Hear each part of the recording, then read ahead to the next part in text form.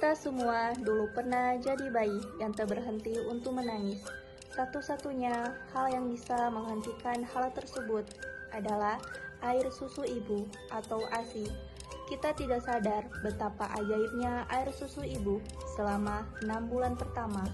Semua kebutuhan nutrisi bayi terpenuhi hanya dengan ASI. Dan riset telah membuktikan bahwa bayi yang diberi ASI menghasilkan anak-anak dengan IQ yang tinggi dibandingkan dengan yang tidak diberi ASI. Mari kita simak video konseling menyusui berikut.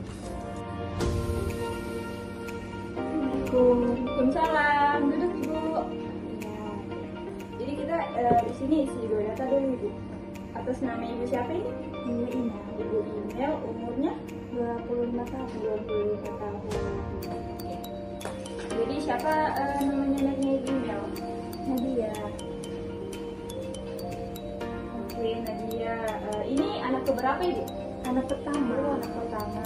Jadi Nadia ini umurnya sudah berapa hari?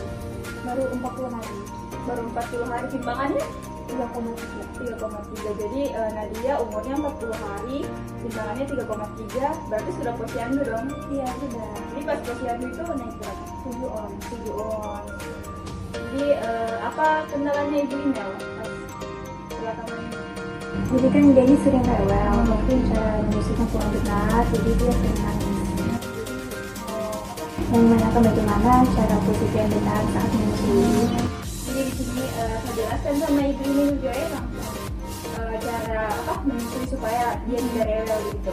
Jadi yang pertama itu kepala dan badan bayi membentuk garis lurus. Jadi usahakan itu kepalanya bayi itu sejajar begitu lurus pas sudah menyusui dia supaya kalau posisinya aman juga dia pasti tidak rewel.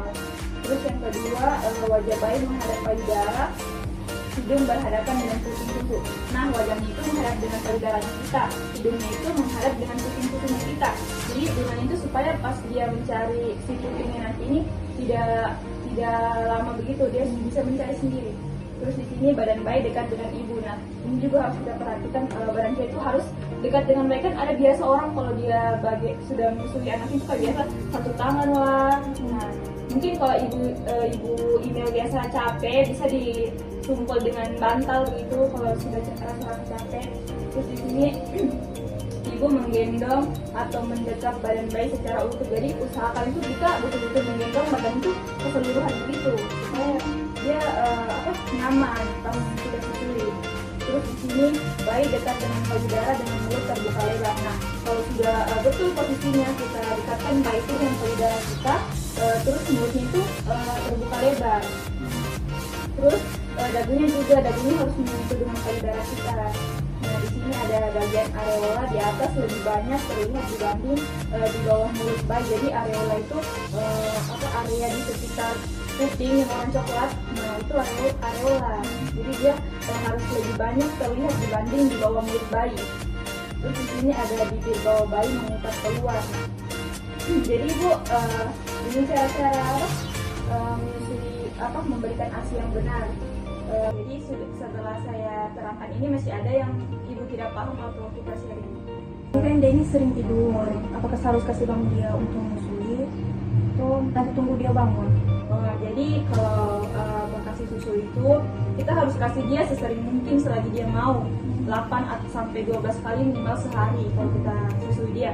Nah, kalau dia sering tidur, jadi usahakan itu kita pantau dia. Kita pantau kalau dia sudah rasa-rasa tidur selama 3 jam, kita kasih bangun dia, kita kasih susui lagi.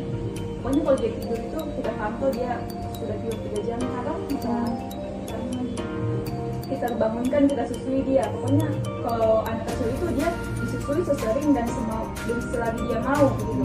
Terus di sini ada susui sampai payudara terasa kosong lalu pindahkan ke payudara setiap hari. Nah, pas kita menyusui juga kalau sudah rasa-rasa sudah full yang sebelah sini dari sini lagi sini, jangan menyusui itu cuma sebelah payudara begitu ya.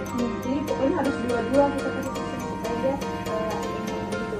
Nah, di sini apabila bayi sudah kenyang tetapi payudara terasa penuh atau kencang, maka payudara perlu diperah ASI disimpan. Jadi kalau sudah anaknya Ibu Ina sudah kenyang, terus payudaranya sudah full begitu, Jadi bisa asinya itu kita perah terus kita simpan di freezer. Nah sebelum kalau sudah di freezer juga, sebelum itu dikasih sama anak kecil itu dia dipanaskan dulu baru dikasih. Itu kan juga sangat berguna kalau misal kita lagi sibuk toh tidak bisa kita kasih langsung, mungkin bisa kita kasih asi yang sudah kita perah, yang sudah kita simpan. Jadi Ibu masih ada lagi yang mau ditanyakan? Sudah tidak ada lagi, sudah mengerti. Baik. Jadi semoga bisa sudah direalisasikan di rumah nanti, sudah ditahu toh kapan mau kasih dia, kapan aslinya itu bisa itu. Terima kasih ya Bu ya. Sama-sama Ibu.